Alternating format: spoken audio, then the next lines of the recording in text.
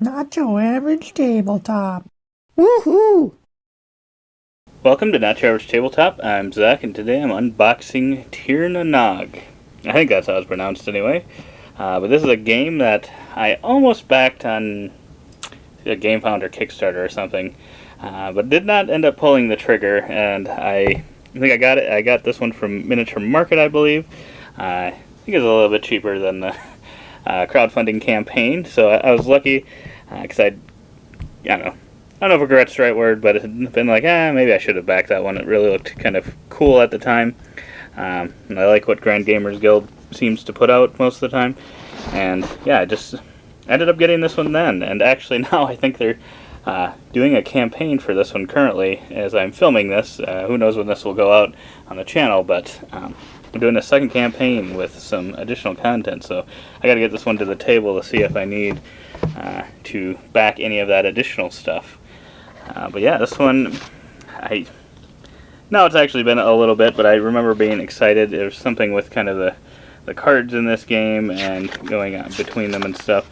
I don't remember exactly how this one worked, but I always like interesting card things in games. So, and I really like the artwork on this one quite a bit.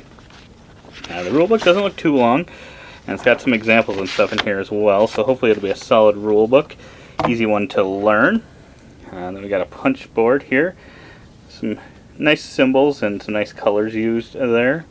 And then some number tokens as well. Look pretty clean. And then we've got score pad, which is top and bottom here. Looks like this came out, I don't know how that's supposed to stay in here, but either way, it looks like the score pad should be pretty good. Score each row based on the geese card for this game. Yeah, looks like it should be pretty solid. And we got our big chunky wooden bits here. I think it's placed kind of between cards or on cards. These are pretty large, chunky bits, which is always cool. And they got some screen printing on them, which is nice. Looks like they're all double-sided as well. That's always good. Yeah. These are really pretty chunky bits. Can almost knock someone out with those big chunks of wooden bits.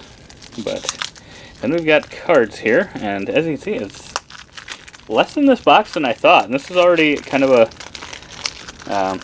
smaller box. It's not a ticket to ride size box. It's not like a small box, but yeah, it's crazy because it could have been even smaller than it is, I think, because yeah, there's not too much in here. The cards feel a little thin, but yeah, I don't remember how much these are shuffled and stuff. They kind of feel like they'll be easier to shuffle, hopefully. So hopefully that is the case. But yeah, the artwork on these cards is pretty solid, I think.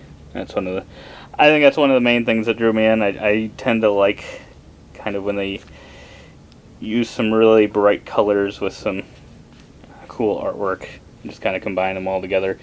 I tend to like that art style. Yeah, looks like some repeats and then some are kind of close to other ones with slight changes and stuff. Yeah, I'll have to read the rules. It's been a little bit since I looked at this one, but it was such a good well, I don't know how good the price was.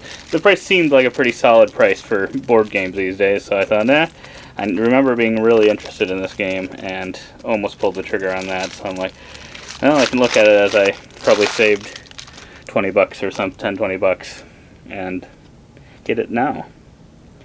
So regions, looks like these are maybe those scoring conditions that it talked about on the scoring sheet, I'm thinking possibly. Okay, so we got backs on these as well. Seems like a lot of them, but a lot of possible scoring conditions. See, I think you're trying to get cards into certain, I don't know, try to set your cards up in certain rows and columns and stuff in certain patterns.